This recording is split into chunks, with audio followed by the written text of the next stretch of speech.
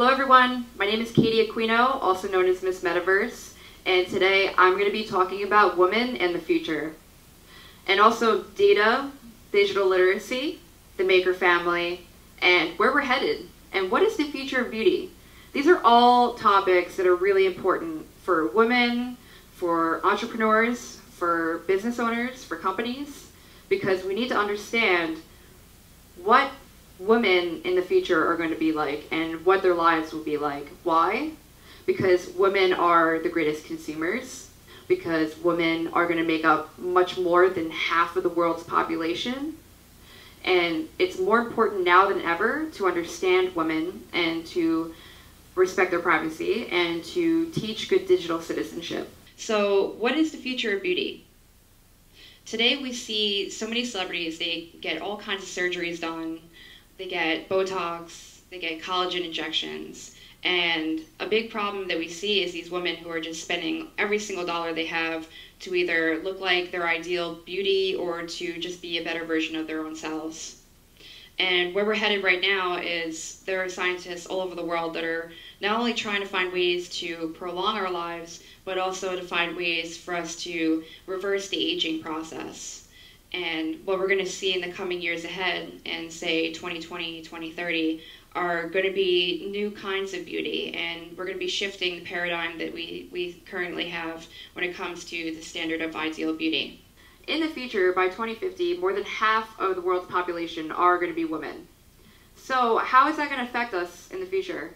Well, we're going to have a lot of kids and a lot of parents. That's for sure. Today I want to talk about the futurista. Who is the futurista and why is she relevant? A futurista is what I like to call a fierce, empowered woman who uses technology to be the best person she can be. And this is extremely important because digital literacy is something that we're talking about a lot in the media today. Just recently we saw the 4chan hacking of celebrities Jennifer Lawrence and Ariana Grande and Kate Upton. All these celebrities had their iClouds hacked. And how do we protect ourselves from having our personal data be spread all over the web? Well, one thing we could do is do a data cleanse. So just how we do our own cleaning, our own house cleaning, we'll have those days where we just go through all of our closets, go through our kitchen, go through everything and just organize, right? We women, we need to make sure that we do a data cleanse because let's face it, you know, it's not guys' bodies that are being sent all over the web. Guys might take their own pictures and put it on the web, but makers are DIY people, you know, the creatives who use technology to create their own crafts, their own bracelets, or anything using various kinds of tools, ranging from 3D printers to Arduino, e-textiles, and also CNC tools. And all these are used in a combination to basically do kinds of arts and crafts, techie kinds of arts and crafts from home. Now, when we grew up, we had board games. We used to play Crazy 8s with our, grandma. And generations now, you find families are all plugged in on their own devices, right? You know, the kids are staring down at an iPad, and, mom and dad are, on a laptop, and, kids are, plugged in, even playing video games. And where we're going to be headed with this in the future is that we have a couple things coming up ahead. We have wearable tech, which wearable tech is going to be changing the way that we use our technology. So instead of us having to walk around, looking down at our phones, we're going to be constantly plugged in, but we'll be hands-free. So what's really important about this is thinking about how we're going to be interacting with our technology in these coming years ahead.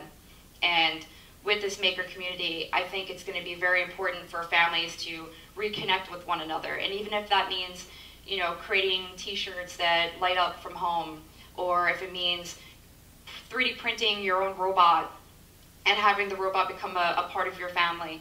These are things that are 100% going to be happening in the next 2-3 years.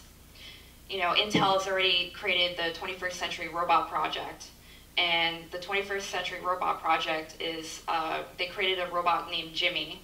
And Jimmy is going to be a robot that families will be able to download the printing materials online and just immediately be able to send that to the printer, a 3D printer, and you'll be able to 3D print your own pieces to a robot and put your robot together from home.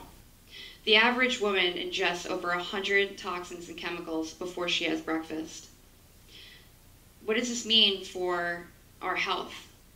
A lot of these products, the makeup in the beauty industry, they contain all these petroleum byproducts, and we don't really know what their effects are, but we do know that some of them are cancer causing and they are toxic to our health.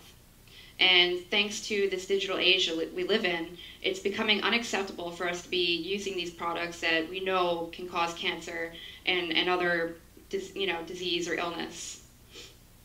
So in the future, it's very unlikely that we'll be using Botox and collagen and injections to stay beautiful and to stay young. However, what we're finding now is that there might be new surgeries that are pretty incredible compared to what we see today. Instead of plastic surgeries, instead of having our nose broken to be reshaped, there is a high possibility that we could actually grow parts. We could grow breast tissue, we could grow nose features, and these are things that we're going to be seeing in the coming years ahead. When it comes to upgrading the human body in the future, what we don't even talk about right now is something that is happening already.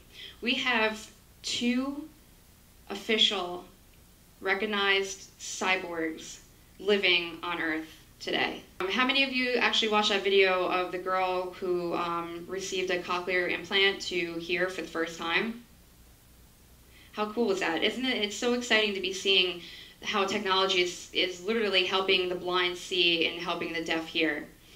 Now, what also is happening is that there are different kinds of issues that people are choosing to go with these machine implants to help make them the parts of themselves that they're missing out on. And this is a kind of upgrade that we are all new to. We're not used to meeting people that have upgrades and they have extra senses that even we don't have. How are we going to perceive beauty in the future when we're upgrading ourselves and we might have antennas, we might have bionic ears or eyes, or we choose to experience things that we can't experience right now?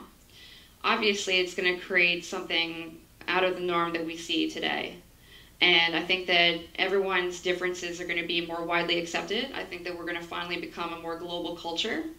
And I think that as humans, we'll be able to finally connect with one another on ways that we have been in the past. So thank you for listening, and for more information, you can visit my website at www.futuristmm.com. That's my website, and you can also follow me on Twitter at Miss Metaverse. And I look forward to speaking for you again in the future. Thank you so much.